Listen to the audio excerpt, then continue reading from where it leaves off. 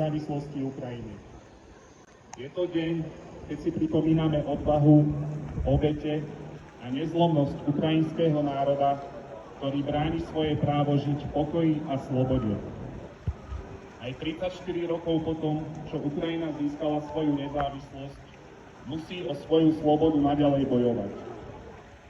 Každý deň sledujeme, ako ruské rakety a drony dopadajú na domy, školy či nemocnice.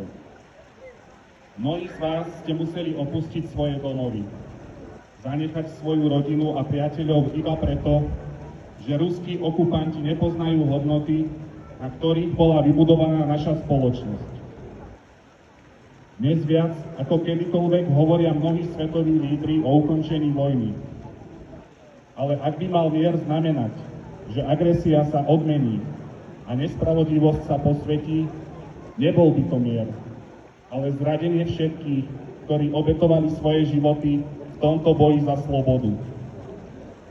Agresor nemôže určovať podmienky, zaberať cudzie územie, hovoriť, či Ukrajina má alebo nemá právo patriť do Európskeho spoločenstva a NATO.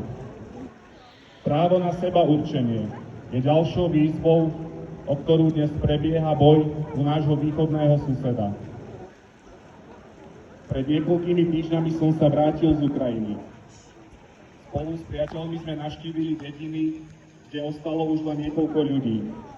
Prevažne starší obyvatelia, ktorí nechceli alebo nemohli odísť. A niekoľko detí s ich matkami. Niekedy bolo cítiť ťažobu a smútok, ktoré vojna priniesla. Prázdne ulice, zničené domy, ticho, ktoré v sebe nieslo veľa bolesti.